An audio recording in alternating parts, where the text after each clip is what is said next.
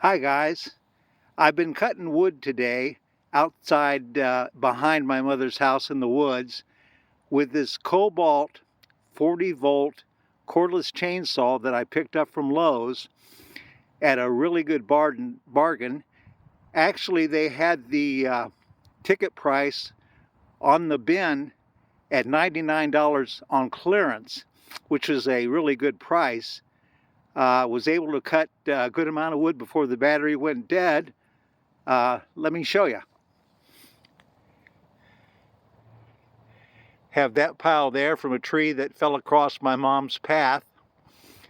And also, there was this pile that I cut,